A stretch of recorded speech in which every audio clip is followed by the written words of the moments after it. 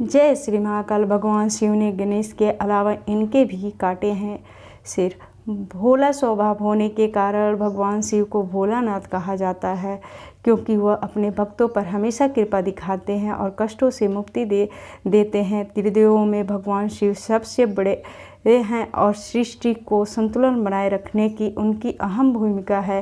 त्रिदेवों में ब्रह्मा जी ने सृष्टि की रचना की और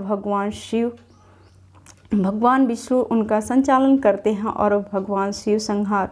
भगवान शिव को जिस तरह अपने भोलेपन के कारण जाना जाते हैं, उसी तरह क्रोध के लिए भी उनको नाम विख्यात है। भगवान शिव क्रोध में आते हैं तो देवताओं पर भी प्रहार करने से नहीं चूकते और उनके क्रोध को शांत करना बहुत मुश्किल हो जाता है। कई कथाएं मिलती हैं कि भगवान शिव ने क्रोध में आकर न केवल अपने पुत्र गणेश का सिर काटा है, बल्कि इनके अलावा भी और लोगों का सिर काट चुके हैं। आइए जानते हैं ऐसे कथाओं के बारे में। भगवान शिव के क्रोध की घटना सबसे पहले उस समय देखने को मिलती है जब ब्रह्मा जी ने भगवान शिव से झूठ बोला था कि उन्होंने शिवलिंग का आदि और अंत जान लिया है। दरअसल ब्रह्मा जी और विष्णु जी के अंदर श्रेष्ठता साबित करने को लेकर होड़ मची हुई थी कि कौन शक्तिशाली है।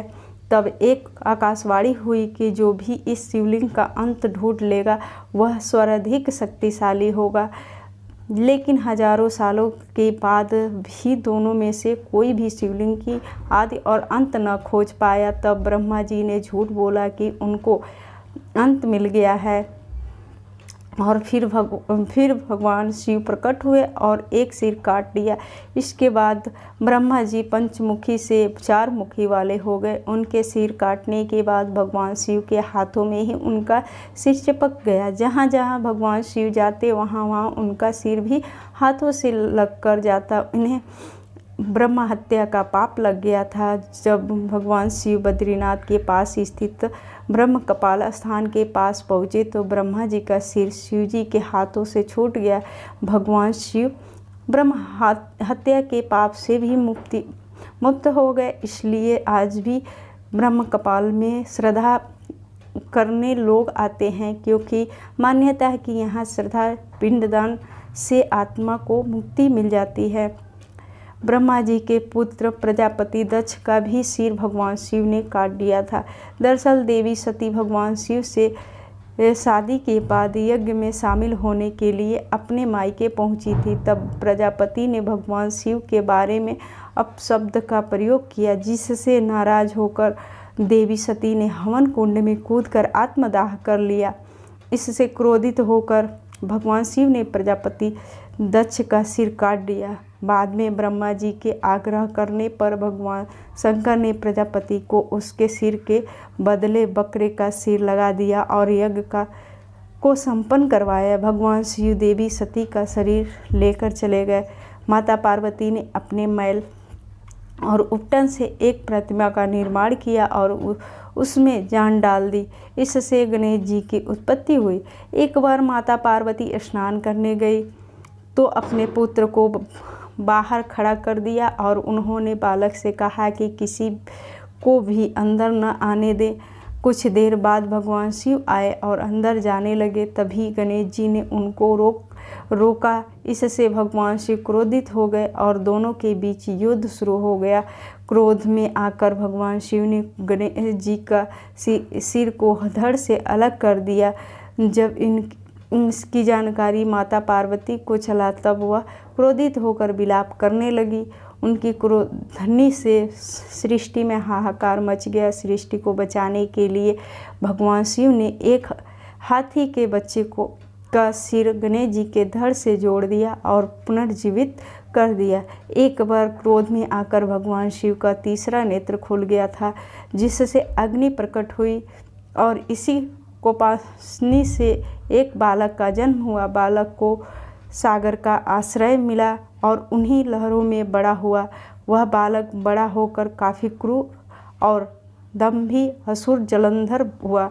जालंधर सागर का जातक पुत्र था। उसके अत्याचार से सभी परेशान थे। वह इतना क्रूर था कि उसने अपने गुरु शुक्राचार्य का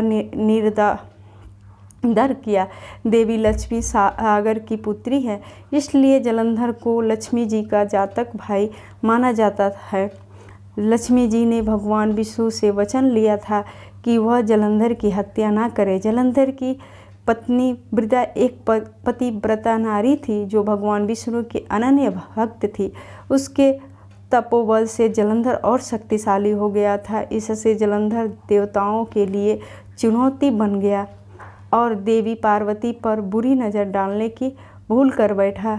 उसकी शक्तियों को कम करने के लिए भगवान विष्णु ने छल से वृंदा का सतीत्व भंग कर दिया।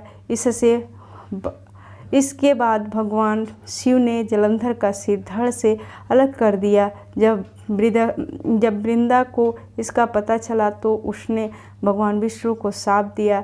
भगवान शिव से भी काफ़ी नाराज़ हुई। कथा मिलती है कि तारकाक्ष, कमलाक्ष और विद्युन्माली यह तीनों मिलकर त्रिपुरासुर कहलाते हैं। इनके आतंक से देवी देवता और साधु संत सभी परेशान थे।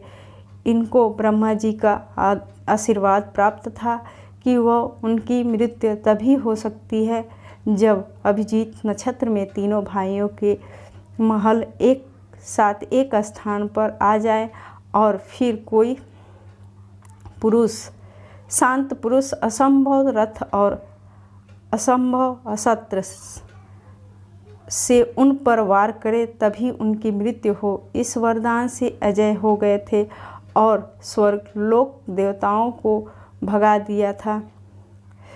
तब महादेव ने एक अद्भुत रथ बनाया जिसके पहिए सूर्य और चंद्रमा बने।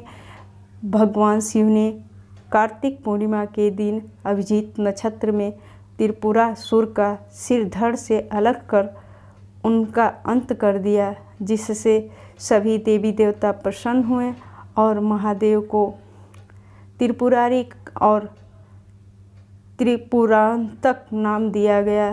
तो जय श्री महाकाल।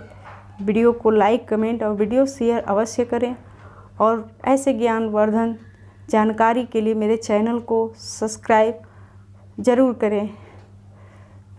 तो मिलेंगे नेक्स्ट वीडियो में। बाय बाय, थैंक यू, धन्यवाद।